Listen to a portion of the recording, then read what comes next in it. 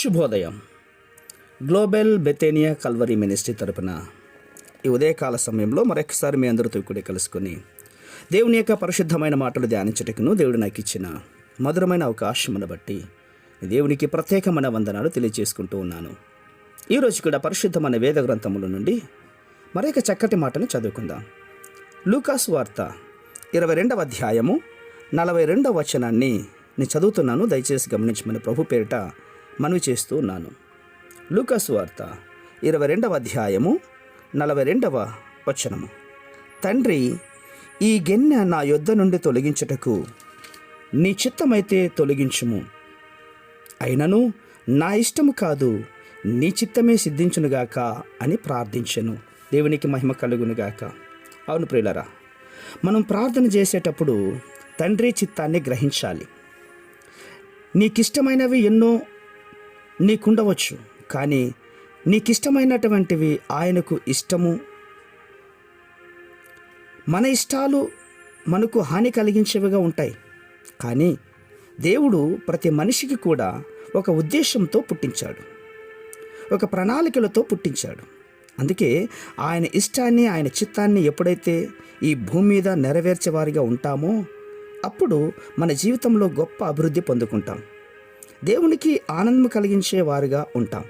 నిజమే ప్రియులారా, మీ ఇంటికి ఎవరైనా వచ్చినప్పుడు మీకు ఇష్టమైనది వారికి చేసి పెట్టడం వలన అది మీకు సంతోషమే కానీ నీ ఆతిథ్యాన్ని స్వీకరించడానికి వచ్చినటువంటి నీ అతిథికి కూడా తనకిష్టమైనది ఏదో నువ్వు తెలుసుకొని దాన్ని సిద్ధపరిచినట్లయితే ఆ వ్యక్తి ఎంతో సంతోషిస్తారు కదా. అలాగే దేవునికి నీవు ప్రార్థన చేసేటప్పుడు దేవునికి ఇష్టమైనటువంటి భక్తి కలిగి ఉండాలి. దేవుని ఇష్టాన్ని తెలుసుకొని, ప్రభువా మీ ఇష్టం నా జీవితంలో నెరవేర్చండి అని మీరు కూడా ప్రార్థించడం ద్వారా దేవునికి ఎంతో సంతోషం కలిగించేవారుగా, దేవుని యొక్క వాక్యాన్ని నెరవేర్చిన వారుగా, వాటిని వెంబడించిన వారుగా మనం కనబడతాం ప్రియులారా. అవును, ప్రభువా ప్రభువా అని పిలిచే ప్రతివాడు పరలోక రాజ్యంలో చేరుడు, కానీ తండ్రి ఇష్టాన్ని, తండ్రి చిత్తాన్ని జరిగించేవాడు మాత్రమే పరలోక రాజ్యంలో ప్రవేశిస్తారని వేదవాక్యంలో చెప్పబడింది. అందుకే ఈ భూమి మీద జీవిస్తున్నప్పుడు తండ్రి ఇష్టమేదో తెలుసుకోవడానికి ప్రయత్నం చేయాలి. నీ ప్రణాళికలు, నీ ఆలోచనలు, నీ కోరికలు ఎన్నో నీకు ఉండొచ్చు, కానీ నీవు అంతిమంగా గ్రహించాల్సినటువంటిది ఏంటంటే నీ కోరికలను ప్రభు దగ్గర పెట్టడంలో తప్పేం లేదు. ఎందుకంటే మానవుని జీవితంలో ఎన్నో ఆశలు కలగవచ్చు. అవును, ఏంటంటే అవి నీ ఆశలన్నీ ప్రభు దగ్గర పెట్టండి.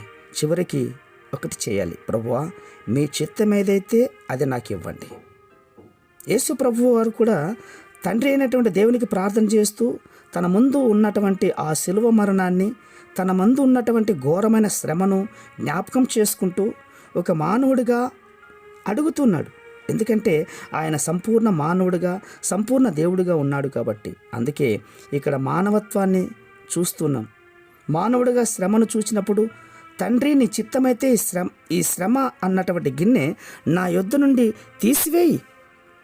నిజమే, శ్రమలు అనుభవించడం అందరికీ కష్టమే, కానీ కొన్ని శ్రమల ద్వారా దేవుడు తన మహిమను నీలో చూడాలని ఆశపడుతున్నాడు. అలాంటి సమయంలో ఆ శ్రమను అనుభవించక తప్పదు ప్రియులారా. అందుకే తండ్రి చిత్తం కొరకు కనిపెట్టుకొని శోధనలన్నిటిని కూడా మనం కూడా జయించినప్పుడే గొప్ప దీవెన పొందుకుంటాం.